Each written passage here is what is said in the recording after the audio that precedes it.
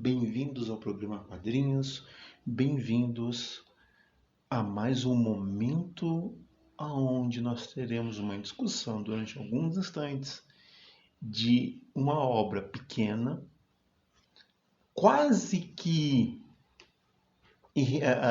pelo tamanho dela, físico, passável, porém ela tem uma profundidade tão grande que dá uma certa agonia.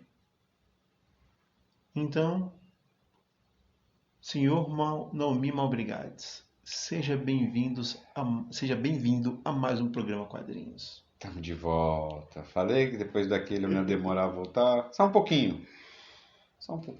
Naomi, antes de nós começarmos o programa, eu fiz um comentário com você e você concordou comigo, que eu falei que o autor, um dos autores, na verdade, nós até hoje são dois autores, mas um, infelizmente, viveu muito pouco. E que é interessante pensar que alguém que hoje, nós falamos que a pessoa viveu 40 anos hoje, eu falar que viveu pouco, mas para a época dele, final do século XIX, começo do século XX... Morreu velho, né? Já morreu com uma idade boa. Uma idade boa. Né? Morreu, pode ter morrido antes da hora, mas não morreu novo. Igual hoje em dia alguém morreu com 40, a gente fala, morreu novo. Pois é. Esse não morreu novo. Então, dá uma agonia maravilhosa ler as obras desse cara. Franz Kafka. Dá uma agonia. Dá um desespero. E se você só teve contato com Kafka, com a famosa obra Metamorfose, saiba que Kafka escreveu muita, mas muita coisa. Muito conto, muita história pequena também. Exatamente. Os contos dele são fantásticos. E... Kafka dá agonia mesmo, cara, pelo amor de Deus. Tem autores que conseguem, né, quando você lê, assim, não importa a mídia que ele tiver, quando é bem feito, mas ler do original sempre dá aquele gostinho. Dá uma agonia aqui dentro, que a gente tava falando antes de começar a gravar, né? Não é bem uma tristeza, não é bem uma deprê, um pouquinho de cada que se transforma em agonia, uma coisa parecida com que eu sinto com Nietzsche, aquela coisa meio niilista, meio, porra, precisava falar isso, amigo? Pisa não, amigo. Desesperador às vezes, né? Que você tá... Desesperador. Você tá indo bem, mas, cara, dá uma agonia. Você não se arrepende de estar lendo, não, mas tem um preço. Tem. Ele te cobra um preço. E Kafka é um desses caras que, ele para mim, ele é fantástico. Ele foi fantástico. A escrita dele é maravilhosa. E o senhor Peter Cooper, não é isso? Isso. Ele sabe traduzir, na verdade não é traduzir, mas ele sabe utilizar a obra do Kafka para o quadrinho de uma forma tão angustiante que a angústia não diminui. Você faz essas coisas comigo de propósito, que eu tô ligado. Você já me arma pra eu dar aquela mesma minha chatice, mas vamos lá. O cara bom pra usar as ferramentas do quadrinho. Sim. O cara bom de fazer adaptação. Adaptação é uma boa palavra. O prefácio dessa edição que você trouxe pra gente, que a gente vai falar hoje do Desista e Outras Histórias de Franz Kafka, ilustrado por Peter Cooper. Ele tem um prefácio de Jules Feiffer. E ele ou ela, agora eu não sei, né? O Jules Feiffer, ou a Jules Feiffer, faz um comentário aqui que é ótimo. Porque a gente realmente vem há alguns anos numa onda da ideia do clássicos ilustrados. Que eu não tenho nada contra. Super legal. Mas a crítica que ele coloca aqui, que é totalmente cabível, é esse lance de um clássico ilustrado, quando você só faz figurinhas ali, você não faz uma adaptação, você realmente só desenha o que está escrito, muitas vezes dando essa sensação que ele falou aqui de querer melhorar a imagem dos quadrinhos, acrescentando-lhes o peso de figuras culturalmente relevantes. Então eu pego um livro importante, faço em quadrinho, para falar, olha como o quadrinho também é cultura. Como se o quadrinho precisasse disso, né? Afinal, a gente passou por muitos anos tentando convencer todo mundo que a gente já sabia. Quadrinho é só mais uma mídia, galera. Assim como livro, assim como tudo. Não tem que estar ali embaixo. E tudo mais. E aí essa ideia do clássico ilustrado, que está só preocupado com isso e não faz a adaptação, é um pouco mais triste de você ler. Tem seu mérito lá, mas não me agrada tanto também. Concordo aqui com o Jules. Mas aqui não é o caso. O Cooper tem o dom da adaptação. Você me entregou isso aqui e falou, já lê, né? Já fez aquela armadilha comigo assim, tipo, nem quero que você veja muita coisa. Lê ele aqui primeiro. Na hora que eu bati a cara no desenho, eu falei, eu conheço isso aqui. E é por causa desse Metamorfose que você comentou. Sim. Ele também tem uma adaptação de Metamorfose, e aí é um livrinho solo, só a Metamorfose. E também adaptação, não é o texto completo. Uhum. Ele faz de uma maneira de adaptação. E foi assim, por algum acaso, foi um dos primeiros clássicos ilustrados que eu vi que já me deixou mal acostumado. Porque quando eu vi outros que não tinham essa classe para adaptar, eu fiquei triste. Eu falei, não quero só ver o textinho igual você me desenhar a ilustração do livro. Sim. Né? Eu quero uma adaptação. E o Cooper, entre a noção de saber adaptar e o traço, que já é meio característico dele, ele faz também esse mesmo traço no Metamorfose, mas também é similar, embora talvez um pouco mais limpo, ao Spy vs Spy, que ele foi o segundo cara a pegar. Eu sabia que eu conhecia isso desde do Metamorfose. Na hora que eu peguei aqui de novo, é do Metamorfose, mas de onde mais que é ele? Aí no finalzinho aqui tinha, lembrando aqui na biografia dele, foi o segundo cara a assumir depois que o criador do Spy vs Spy da Mad se aposentou. Ele era o cara que desenhava. Foi o cara que por onde eu conheci. Quando eu conheci, que depois é que eu fui atrás, mas quando eu conheci Spy vs Spy foi com esse cara. Ele tem o dom de usar as ferramentas do quadrinho muito bem. Tanto a brincadeira da sarjeta, que a gente adora comentar aqui, quanto uma coisa que não é todos eles conseguem fazer, o traço casar com a narrativa tão bem. Sim.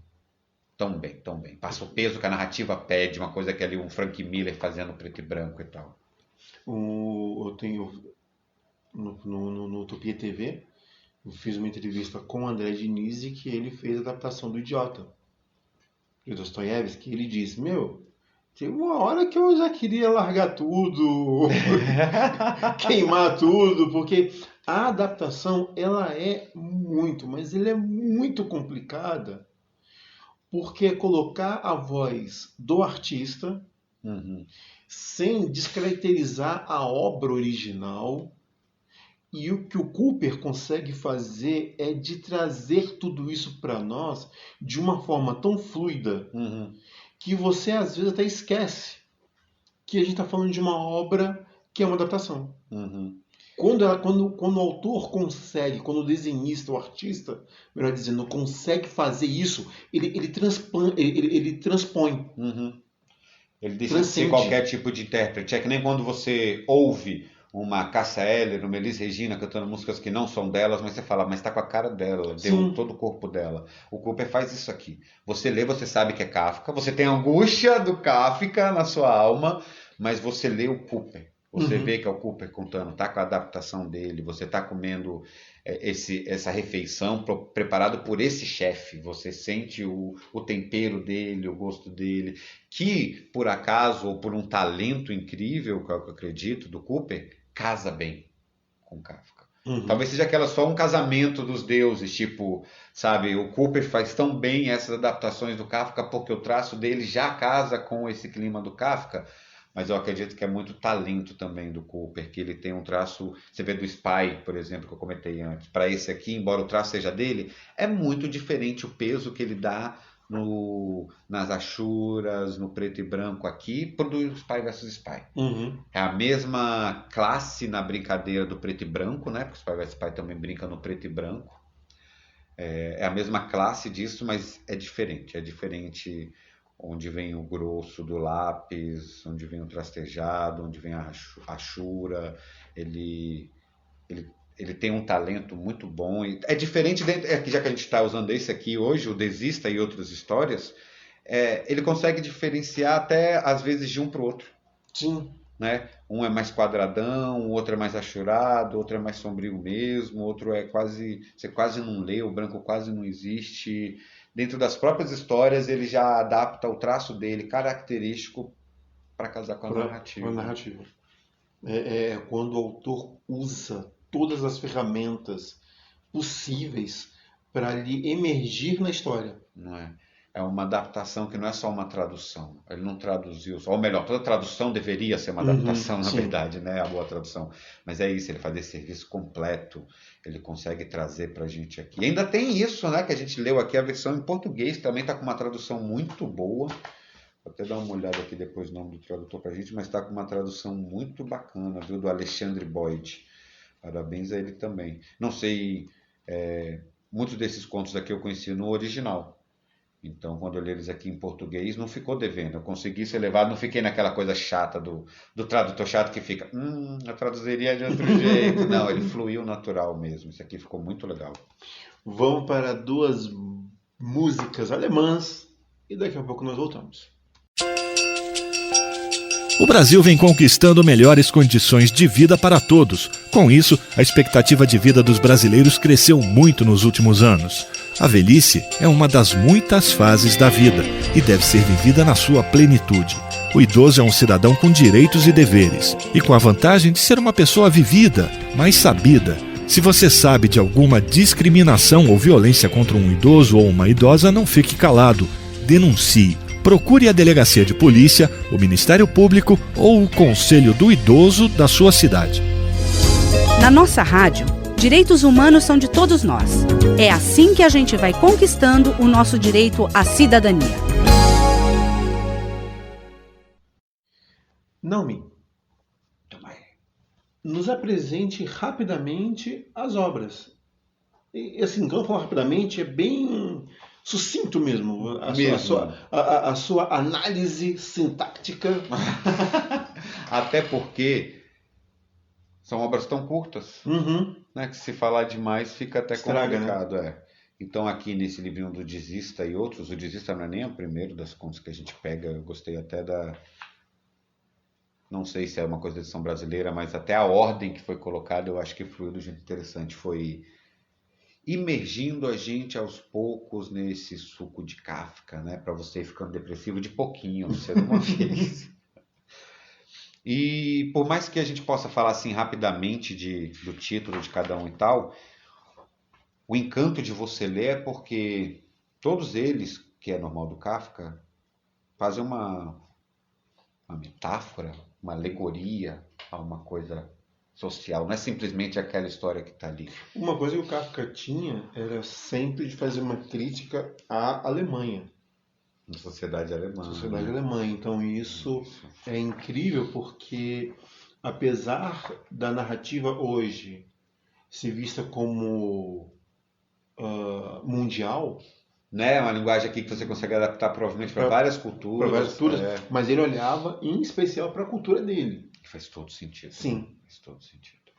No primeiro, uma pequena fábula, realmente muito pequena aqui do ratinho correndo, vai ser a abertura mesmo do contrato que a gente sempre fala, do vem cá comigo, e a gente está brincando nessas metáforas. Aí é com Kafka até esse, mais até do que com Cooper, né? Vem cá que você vai entender. Ainda mais se você já é mais velho, trabalha, sociedade, pressões, você vai entender esse ratinho correndo aqui. Você vai entender essa metáfora do final aqui, que eu não vou estragar no spoiler. Mas é isso, aí a gente vai para a ponte. Também, mais uma vez, a metáfora esparrada. E nesse caso da ponte, uma das coisas interessantes é que ele utiliza o texto imerso dentro da imagem, não utiliza balões. Não, e o texto vai também com essa mesma rigidez da ponte metafórica aqui que é passada, né? Porque aqui nesse caso, assim, é metáfora dentro de metáfora, já que você começa com a ponte já sendo uma pessoa, né? E colocando essa ideia, e quem é que passa em cima da ponte, por que esse comportamento quando está na ponte, esse paradigma social do dedicado e do explorado, digamos assim, e, Kafka, né? E o cara conseguiu... Esse talvez aqui seja a hora, porque o primeiro já é bonito, já é uma adaptação bacana, também texto integral, de tão pequeno que é. Essa é uma adaptação, mas vários aqui está até escrito no fim. Ele especifica pra gente quais são texto integral e qual é texto abreviado. Esses 3 primeiros são texto integral. Mas nesse segundo, vem bem esse negócio que eu falei, de você notar a adaptação das ferramentas do quadrinho para essa história. Então você pega do primeiro para o segundo, bem facilmente essa diferença do traço quadrado, do traço mais, né, mais linear, para essa coisa da achura, da confusão que é o aponte, que é essa situação humana. O desista, mais curto do que tudo, mas, puxa, faltou tocar a polícia aqui, do Titãs de fundo. Bota aí, ó, no fundo, ó, galera da produção. Tem que tocar a polícia nesse episódio, hein? Porque esse desista, pelo amor de Deus, é muito bom. A confusão aqui, o se perder. Mais uma vez, a maioria deles eu senti isso. E aí eu vou dizer um porquê daqui a pouco, mas vou começar dizendo que eu senti isso. A pressão social, que a gente falou, a sociedade alemã, que hoje a gente pode trazer para muitos, mas essa pressão do social, do expectativa, do entregue que se ferra, de um sistema que ferra todo mundo, o cara que consegue se adaptar ao sistema, mas também se perde para isso, ou é um canalha mesmo, como a gente vê um caso ali no conto mais para frente. E esse aqui do desista, nossa, um tapa na cara, que final é esse? Né? Talvez a minha cena favorita quando a gente for falar. A gente vai pro Artista da Fome, que olha só, acho que tem a data aqui. Artista da Fome, que aqui é um texto abreviado, foi publicado pelo autor em 24, escrito em 22. Como que pode ser tão atual? Você pega o Artista 100 da anos de diferença. Fome, 100 Só anos! 100 anos de diferença, 100 anos. E você joga isso aqui e lê isso aqui pensando em redes sociais, a espetacularização do desastre de tudo mais, a vida do artista e como que pode casar desse tanto? Lógico que ele deve estar falando de uma situação de espetacularização e de drama artístico da década de 20, lá na Alemanha, você está pensando entre guerras, você está pensando numa Alemanha ali pós o Varsóvia, né? O do Varsóvia, né? Acho que é o nome do Varsóvia. Não, o Tratado de Versalhes. Versalhes, não é que tinha Varsóvia, gente. O Tratado de Versalhes lá botou a Alemanha naquela situação e o povo alemão daquele jeito. Então você vê, você sabendo desse contexto histórico, você encaixa aqui, mas você traz para hoje em dia facilmente. Tem artistas que, tanto por talento quanto por situação, conseguem escrever coisas que vão, infelizmente, ser atemporais. Nesse caso aqui, infelizmente. Infelizmente, você vai ler, talvez o maior daqui, e ainda é texto abreviado. Sim. É esse do Artista da Fome, ele é o que mais tem páginas dentro dessa adaptação, e ainda assim, muito atual, pelo amor de Deus. Eu consigo trazer para hoje em dia, assim, eu consigo trazer para TikTok. Eu consigo trazer para a cultura do TikTok hoje em dia essa metáfora, essa brincadeira aqui. E para mim, essa figura do fim, esse adaptado do fim, é uma participação especial de alguém que já tinha aparecido antes. E não é uma coisa... Meu celular, desculpa. E não é uma coisa do Kafka. É uma coisa do Cooper. A metáfora que o Cooper enxergou dentro do final desse primeiro do ratinho, desse primeiro do labirinto, como é que é o nome dele mesmo, da pequena fábula, ele jogou também no final do Artista da Fome de uma maneira que encaixa demais, velho. O Kafka escreveu os contos, mas não tinha como, porque isso aqui é a adaptação visual que o Cooper inventou. Então ele fez ela aqui muito bacana, uma volta, que nem um bom cara no stand-up lá na frente te joga de volta nas piadas do início para você sentir parte de uma jornada e não ler só coisas separadas. Eu talvez seja uma forçação da minha cabeça, mas acho que o Cooper não botou à toa esse personagem igualzinho lá. Saca? E aí a gente vai pro fatricídio, né? Eu ia explicar antes o porquê que eu achei que fala tanto de sociedade, cabe aqui no fatricídio. O fatricídio foi a que eu menos me identifiquei quando eu li, mas rolou ainda assim um entendimento. Eu acho que muito do Kafka tem isso, né? E o cara do prefácio comentou. Você lê a coisa certa na idade certa. Então você faz essas projeções com experiências que você vive ou viveu, ou está ali muito paralelo, cúmplice de alguém que está vivendo. talvez algumas dessas histórias não tenham me tocado por causa disso. Uhum. São experiências que não estavam comigo. O Fatricídio é uma delas. Eu achei bacana a história. Me lembrou...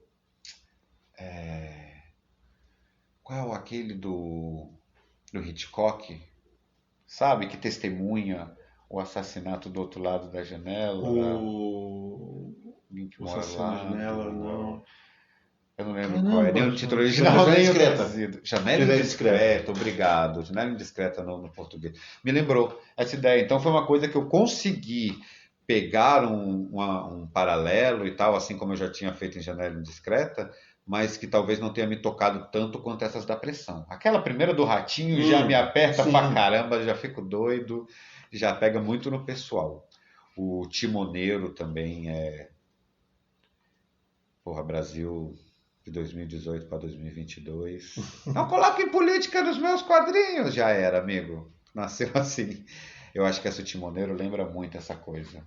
Esse de pegar o Leme e ficar com o Leme porque grita e os conformistas. Ele critica muito, né? Sim, sim. O Kafka critica muito o conformismo.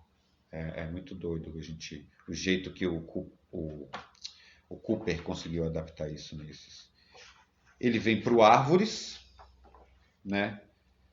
Mais uma crítica social pesadíssima, curta e o suficiente, sem muita metáfora. A metáfora aí está no título. Uhum. A metáfora está na própria fala do mendigo, do desabrigado, né?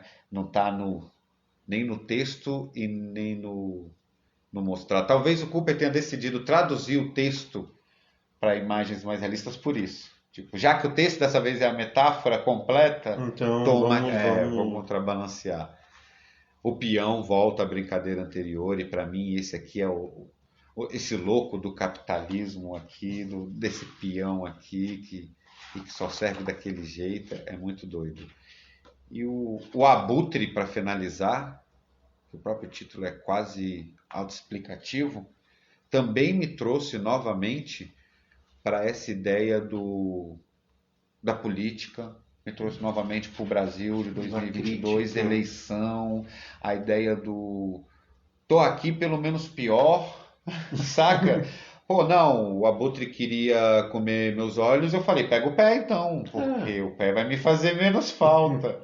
O pedido por socorro, o socorro que talvez possa vir tarde demais, sabe? Pesado, cara. Como é que ele consegue, né? Escrever isso há 100 anos atrás, a média, né? Eu sei que tem de várias épocas aqui, mas sim. Tudo nessa média de 1920 para antes, entre guerras, Alemanha, entre Primeira e Segunda Guerra Mundial, gente. E você ter a parte ruim desses paradigmas ainda poderem ser tão presentes na sociedade. Infelizmente, não sei ao certo, Talvez, mas ainda serem tão recorrentes e tão próximos de todos nós. Ou pelo menos tão adaptável aos nossas reclamações, né? Vamos para 2 músicas. E uma delas você já falou, que é a Polícia. Cabe demais com o Desista do policial. E daqui a pouco a gente volta.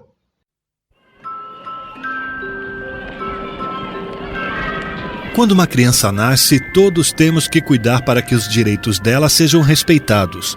E tudo começa com a certidão de nascimento. O ideal é que logo depois de nascer, os pais compareçam ao cartório da cidade para tirar a certidão de nascimento. Ela é de graça, garantida por lei. Mesmo que os pais ainda não tenham a certidão de nascimento dos filhos, é só ir ao cartório da cidade e pedir para tirar a certidão. Não existe multa e lembre-se, o documento é de graça. Na nossa rádio, direitos humanos são de todos nós. É assim que a gente vai conquistando o nosso direito à cidadania. Querido Naomi, vamos para aquele momento onde Favorito. a coisa fica difícil muitas vezes e fácil. Seu melhor conto. Eu vou fazer uma coisa meio complicada agora, mas o conto que você mais gostou. Você adora me sacanear, por causa que aí, é o que você falou, o momento que às vezes é complicado e às vezes é fácil. Quando é fácil esse momento? Quando você já parou para pensar que você vai ter que gravar o programa com o Edson e você já escolheu a cena. Aí ele te fala, o conto. Aí você, oh, maldito, calma aí. Eu já te respondo isso, porque, pô, são muitos, muito bons. E assim, e você me perguntou uma coisa, eu vou responder duas, como sempre. O que mais me tocou, e já tocou logo de cara, porque é o primeiro, a Pequena Fábula, por ser tão perto de casa, tão perto do meu coração, tão, saca?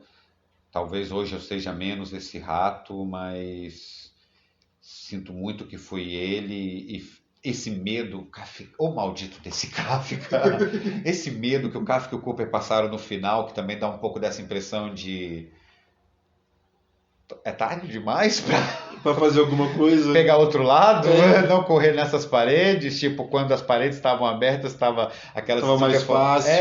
Tipo, o que ele fala no início. Podia ser tão mais, mas eu estava afobado, eu não queria essas paredes abertas, né? Eu queria o agora, a vida adulta, a responsabilidade, mas e agora? Eu quero isso, então esse acho que me toca mais. Esse conto me lembra muito aquela famosa e clássica pergunta, ou melhor, clássica frase que algumas pessoas têm. Quando eu era criança era melhor. E aí eu tenho uma amiga que ela falou uma coisa que foi muito legal. Mesmo com todas as dificuldades, eu ainda prefiro a vida adulta. E é interessante isso, porque quando você começa a ler o conto, uma pequena fábula, você vai percebendo que nós somos mais ou menos isso. A nossa vida ela é ampla, mas vai chegando um certo momento, um certo ponto, onde as escolhas feitas vão fechando os caminhos. E as escolhas feitas por quem? Por nós mesmos. Por isso que esse conto me toca tanto, que é aquilo que às vezes vem alguém e você está cheio de problema e às vezes surge um doido, sei lá, porque você resolveu fumar na praça, está conversando com um bicho lá deslargado e o bicho fala, pô, faz diferente então. E você, uai, esse cara é doido, velho, como assim faz diferente? Se desse pra fazer diferente, eu já estava fazendo. Mas você pensa, porra... né? É porque eu não quero arcar com todas as consequências de abrir mão de tudo e falar, tá bom, vou fazer diferente. Mas é o que o nosso personagem que volta a aparecer de novo dá a letra, né, lá pro final, da fala, você não vai por outro caminho? Você não foi por outro caminho? Não é a pergunta agora mais. Você já está lá na frente, não é porque você não foi por outro caminho. Por que você não vai por outro caminho, então? Uma frase, eu vi isso num filme há algum tempo atrás, onde o personagem fala o amor para toda a vida ou o amor da minha vida. E ele diz que ele preferiu ficar com amor por toda a vida, sabendo que o grande amor da vida dele ficou para trás. Isso, e ele prefere ficar com o outro porque ele não quer toda a responsabilidade que o amor da vida dele traz para ele ter. Então ele prefere ficar com o amor para a vida toda, que é amor. Não é o que ele... Não, se alguém chegar para ele perguntar qual é o grande momento da sua vida, ele é capaz de falar, olha, o grande momento da minha vida é outra coisa. Foi outro momento da minha vida, onde eu tive, onde eu era feliz, eu era alegre, mas eu tinha uma certa condição. A triste escolha, tipo... Muitos de nós que cursamos história, o amor da vida não é ser professor de história, por mais que a gente ama. E a gente ama, é amor também, senão não estava aguentando a situação. Mas às vezes não era o amor da vida, é o amor para a vida toda. Eu vejo isso também, é uma coisa muito bacana e que esse conto toca demais. Então talvez ele seja o meu favorito. Sim, para mim ele é disparado. Não é? O meu... E ele tá logo de cara, E ele te ganha de uma forma, assim, isso me lembra muito... também para não esconder não misturar um negócio com um privilégio, né, que a gente às vezes tem nas nossas vidas, mas que muito menos aí do que os ricos e tudo mais. Aqui, nesse conto específico, nessa conversa nossa específica, a gente está falando de paredes e de escolhas nossas e possíveis. Só para não fingir que a gente não sabe, que a gente não está falando daquelas que não são possíveis. Porque é lógico que a gente passa todo dia e quanto mais embaixo na pirâmide a gente está, menos escolhas possíveis a gente tem. Então a gente realmente às vezes se enfia em labirintos em paredes que não são os escolhidos. Mas fica bem claro aqui no conto do Kafka do Kafka, até mais do que no desenho do Cooper, mas no desenho do Cooper também, mas já está claro no conto, que a referência não é essa, não são dessas. São das escolhas mesmo, das que você, as opções possíveis, e não daquelas que você não tem como porque você tem que comer. Uhum. E eu acho que assim, o conto favorito, porque eu adoro tapa na cara dos outros, é esse que eu já tinha comentado antes, que cabe com a música Polícia que a gente ouviu, e que tem a minha cena favorita, porque eu tinha escolhido cena, porque é esse cidadão perdido, esse cidadão procurando auxílio, então ele recorre à autoridade que lhe foi ensinada desde menino. No caso desse cidadão, provavelmente também deve ser um rapaz banco privilegiado, então aprendeu que o quê? Que a polícia o ajuda. Né? Muitos de nós já aprendem o contrário, a polícia cuidado. Sim. Né? Cuidado quando você estiver andando e estiver perdido na rua à noite e chamar a polícia, não. Então aqui não, aqui é o cidadão que aprendeu o quê? Que a polícia é o ponto de referência dele, e na hora que ele vai pedir ajuda, ele topa com essa cena impactante que vocês vão ler depois, né? Com todo esse desestímulo, esse desista, e para mim esse nariz, que é um revólver, e que o personagem, né, por essa questão de estética maravilhosa do Cooper, ganha esse tamanho, essa mão é essa estrada, esse nariz, esse revólver na cara do sujeito ali enquadrado, olha o maculejo do sujeito enquadrado. Putz, isso aqui é muito bom. O meu favorito é o do rato lá, a pequena fábula, é o que eu daria para você ler e coisa assim, mas se tivesse que botar um para todo mundo ler, para fazer o folhetim, grudar, esse aqui do Desista é porrada. No caso, eu usaria o Artista da Fome. Muito bom. Que é outro que vai trazer também essa... Para hoje, o TikTok, ou espetacularização, os Datenas, Você precisa de uma... De um grande espetáculo. Uhum. Então, já que você precisa de um grande espetáculo, tá aqui o que eu te ofereço. Vai te agradar? Possivelmente sim, possivelmente não sei, mas o grande espetáculo ele é oferecido a todos nós. E o artista, muitas vezes, não tem, olhando para a obra, ele não tem, às vezes, a escolha. Não tem tanto controle quanto... Porque ou ele se entrega aquilo ali... Eu estava conversando isso com o Samuel algumas vezes, de que para você ficar no YouTube, para ser monetizado, para ter toda aquela campanha de monetizações e afins, é muito cansativo. Muito. Não é uma coisa não é uma coisa às vezes orgânica. Não é um dinheiro fácil.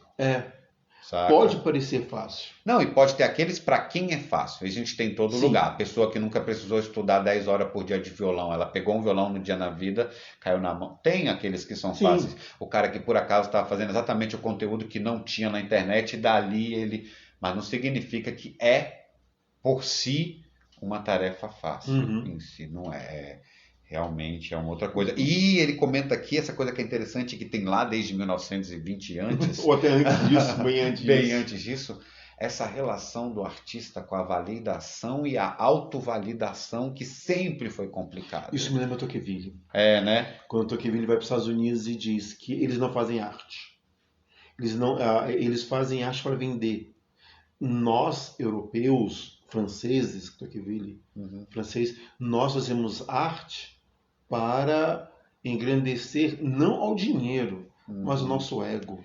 A reprodutibilidade na era, né? Como é que era o nome desse texto? Esqueci agora, mas também tem aquele documentário que comenta do Banksy, do efeito do Banksy, e dessa brincadeira do brainwash, artista fictício criado lá, e fala dessa produção da arte em massa, como é que é a arte... É arte de massa, de massa, né? E que muitas vezes, não de massa nesse sentido que eu estou dizendo, de ser pro povo, mas ser produção em massa, né? Produção em massa. Como é que é, velho, o nome do artista? Isso, obrigado. Que fazia aqueles quadros, de repente fazia 50 alternando só uma cor, uma coisa assim, né?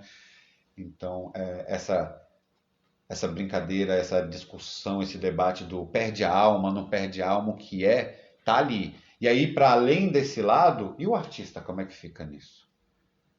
Porque tem muito disso em vários artistas, lógico que também não é uma coisa universal, a sua autovalidação está muito ligada com a validação que vem de fora, né?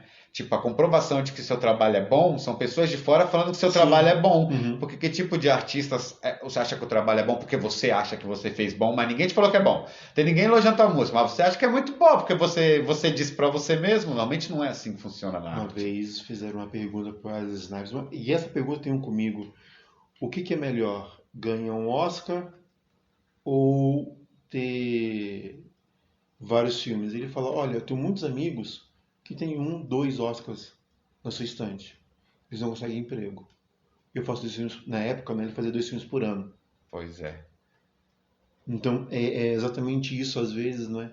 O prêmio é a grande validação do que o artista, muitas vezes... Pra ele mesmo. Que é o que fala aqui, na hora que não tinha mais o público do artista do Fome, privaram de sua recompensa. Porque qual é a recompensa? É o reconhecimento dos outros do que ele está fazendo. Porque ele fala o tempo inteiro, eu estou fazendo para mim. O maior crítico de mim sou eu mesmo, que é uma verdade do artista. Sim. O maior fiscal de mim, em muitos casos, do artista, sou eu mesmo. Que estou querendo fazer o real, porque eu quero o reconhecimento disso, né? Por isso que a gente fala, é diferente o artista do plagiador.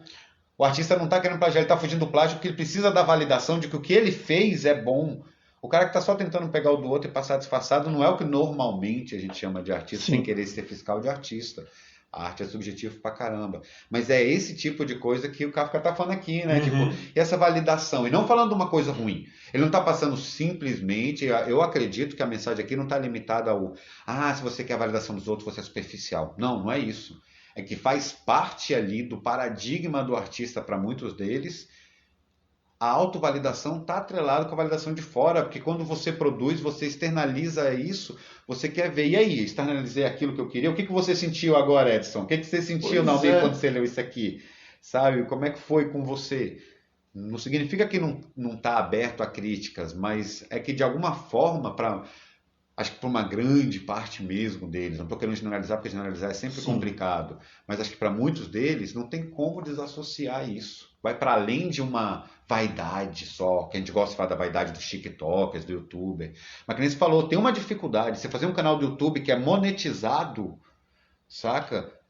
Com conteúdo que você gosta de produzir para você não se despirocar, não é a coisa mais fácil do mundo. Muitos de nós aí que estão ouvindo, e nós aqui, eu já tentei até de videogame, sabe desse calvário que não é facinho. Então essa relação das duas é muito bacana. Ok. Muito bem, Naomi. Terminando mais um programa de hoje. Diga as suas considerações finais e o seu tchau para o nosso público. Pô, é um prazer estar aqui de novo. Adoro fazer parte desse programa. Esse quadrinho aqui, por mais que seja curtinho, olha que eu já devo ter feito uma boa quantidade de programas aqui, né, cara? Porque o programa Quadrinhos tem uma história, ainda tem uma estrada grande, já tem anos de programa Quadrinhos. Já tem 12 anos. Eu participei em vários desses programas. E vou falar que esse aqui tá top 5, top 3, por menor que seja. Que leitura boa. Boa. Fluida, rápida. Vontade de ter esse livro assim, sei lá, do lado da... É livro de você botar na cabeceira, de você botar num cestinho ali do banheiro de livros, que você lê rapidinho uns contos separados, e você relê depois, e você passa para um amigo, você xeroca e passa para uns alunos. Quer dizer, xeroca não, que é errado. Hoje em dia você pode pegar a obra original. Pegar a obra original, comprar digital e passar para os meninos, isso. Mas muito bom esse trabalho. Obrigado pelo convite dele. Recomendo, mais do que muitos que a gente leu aqui, que vocês vão atrás desse trabalhinho para ler. Mesmo se nunca tiver lido Kafka, mesmo se não conhecer o trabalho do Cooper, esse tá desses que você lê rapidinho, que é facinho, você pode entregar para qualquer um, que tanto serve para você comentar com os amigos, igual a gente gosta aqui. Os ouvintes do programa Utopia já estão acostumados e gostam disso. Você fala das ferramentas dos quadrinhos, quando você entregar para um leigo e falar, se diverte aí. Né? Se diverte aí. Então é isso aí, um bom resto de dia para todo mundo que está ouvindo a gente, em qualquer seja o horário, se você não estiver ouvindo depois nas plataformas. E daqui a pouco eu estou de volta aí. Então, continue com a programação da Rádio Utopia, para aqueles que ouvem pela Rádio Utopia, e como eu sempre digo, vai viver sua vida com responsabilidade.